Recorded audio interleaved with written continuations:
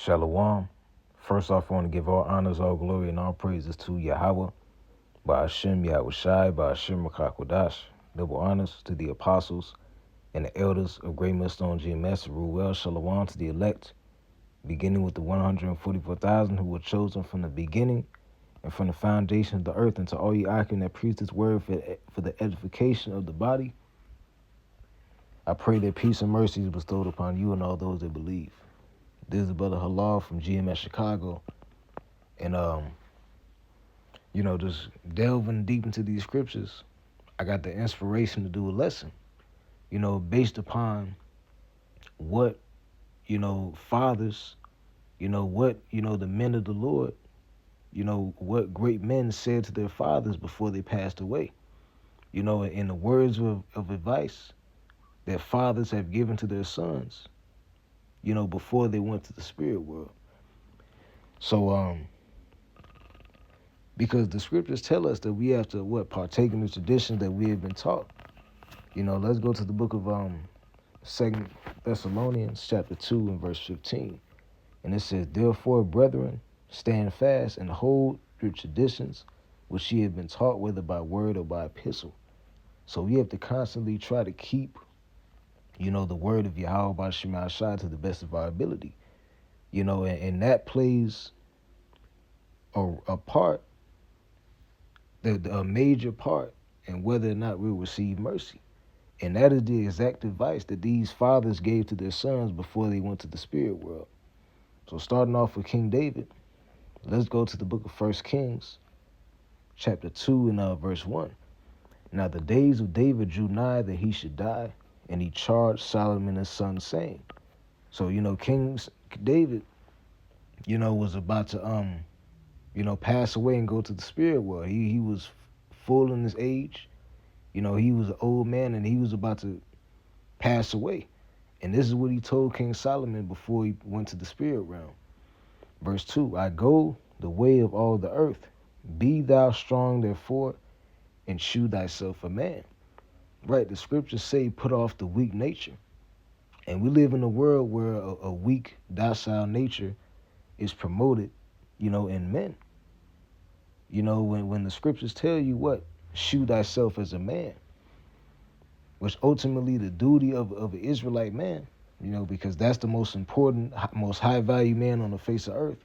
On the face of the earth, our goal is to serve Yahweh by Shema Shai. Verse 2 says, "I go the way of all the earth. Be thou strong, therefore, and shew thyself a man." So that's the first thing that King David said to King Solomon.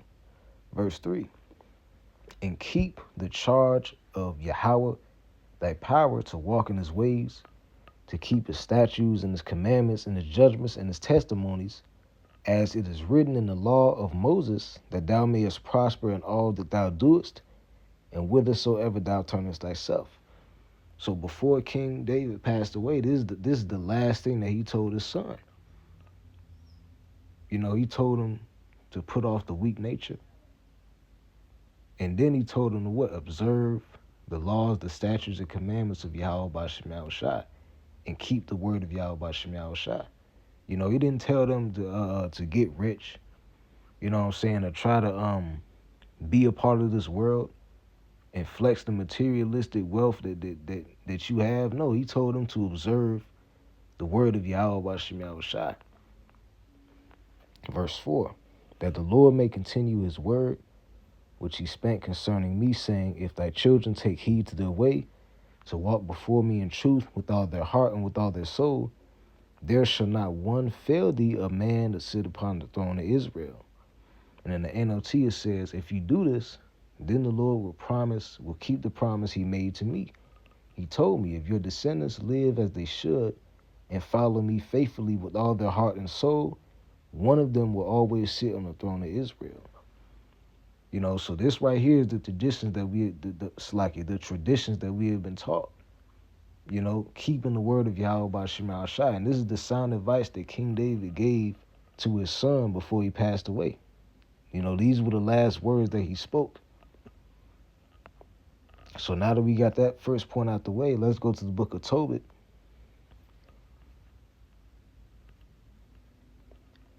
The book of Tobit, chapter 4 and verse 1.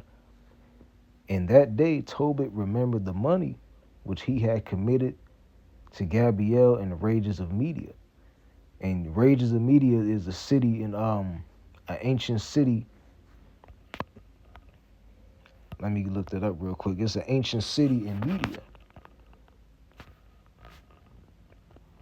You know, it says in the Apocrypha, specifically the book of Tobit, Rages is a significant city in Media, a region bordering Parthia, where Tobit sends his son Tobias to retrieve money entrusted to a man named Gabriel. And that's what we're reading about right now.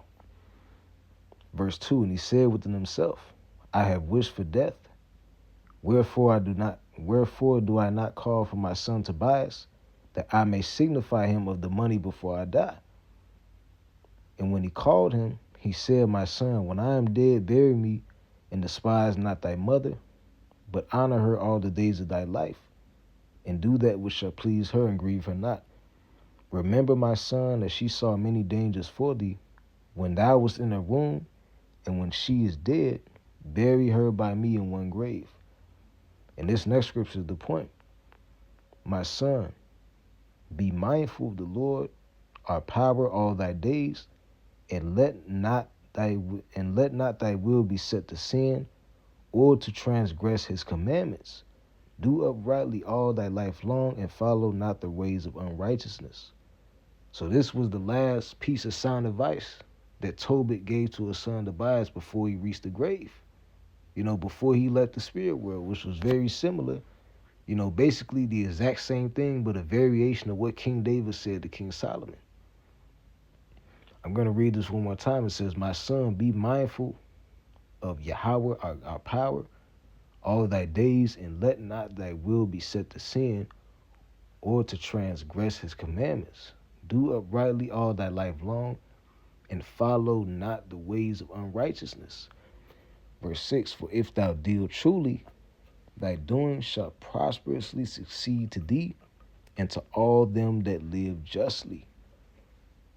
So Tobit told his son Tobias, you know, to obey the law of Yahweh by Shema Shai, you know, and live justly and live in a righteous manner.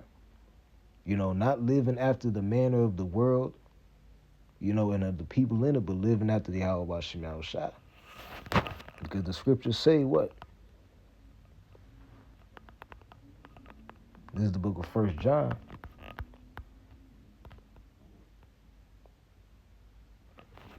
This is the book of 1 John, chapter 2, and verse 15. It says, Love not the world, neither the things that are in the world. If any man love the world, the love of the Father is not in him. You know, and that's one of the most important things that we learn when we first come into this truth. Because when we were once in the world, you know, meaning before we knew that we were Israelites and knew that the true name of the Lord being Yahweh B'Shem Shai, we had a love and a care for the world and the materialistic things like money, cars, you know, fashion sense, women, and all those things preoccupied our life and were the things that were in the forefront of our mind before we came into the truth. But now that we are the men of Yahweh B'Shem Shai, you know, and we're taking heed to his words, what did he tell us? He told us what? Love not the world, and don't love any of the materialistic things that you see before you. Verse 16, For all that is in the world, the lust of the flesh and the lust of the eyes and the pride of life, is not of the Father, but is of the world. So everything that you see, you know, that's enticing to the eyes, is all of the world. And that's what King David was explaining to his son. You know, take heed to Yahweh B'Shem Shai and forsake the ways of this world. You know, that's the most important thing that we should be trying to do. Let's go to the book of Job, chapter 8 and verse 8. It says, For inquire, I pray thee, of the former age, and prepare thyself to the search of thy fathers.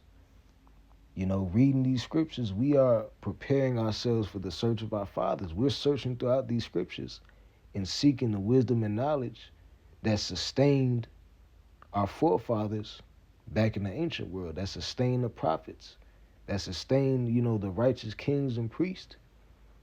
You know, this is what we do when we read these scriptures. This is more than just reading a regular book, man. No, this is the most important book of all time, the most sold book. The most high valued. Why? Because of the wisdom and knowledge and the contents that's in it. In every other book that we read, even in the world, we take the information out of those books and we apply it to the scriptures, man. Because a lot of these books stem from the wisdom and knowledge of the Bible. It says, I read it one more time. It says, "For inquire, I pray thee, of the former age, and prepare thyself to the search of thy fathers." That's our job. This is the whole duty of man, to serve Yahweh by Shema Shai. We should not be trying to do anything else, because we see that this world is hasting fast to pass away. I'm going to end this off with the book of Ecclesiastes, chapter 12 and verse 13. And it says, "Let us hear the conclusion of the whole matter. Fear the Most High and keep his commandments, for this is the whole duty of man." And really the whole duty of the Israelite man. So the entire duty, the entire occupation of the Israelite man should be to serve Yahweh by Shema Shai. This right here is what we should. This right here is what we should strive for, and what we should be doing every single day. The scripture says, "What, cast not the Lord off from day to day." So we should be trying to seek out this wisdom and knowledge daily, because this is the advice. This is the wisdom that's going to eventually save our souls. Verse 14, "For the Most High shall bring every work into judgment, with every secret thing, whether it be good or whether it be evil." So the time is going to come, and we're seeing a portion of it right now, where the Most High is going to start exposing a lot of people, for not adhering to the advice of Yahweh by Shema Shai, not taking the sound advice, such as what King David gave to King Solomon, in the words that Tobit said to his son Tobias. And that will eventually lead to destruction. But as for the men of Yahweh by Shema Shai, the same way that King Solomon, heard the words of King David before his death, telling him to keep the word of Yahweh by Shema Shai, and that the Lord would direct his paths, that is the same way that the elect will be led by Yahweh Shai, by his word. So just a short lesson, straight to the point. I want to give all honor, glory, and praises to Yahweh by Hashem Yahweh Shai, by Hashem Rakakwadash, double honors to the apostles and elders, great Mason G. Mesh, Shalom, and the Bible Ball. I'll see you all in the next lesson. Shalom.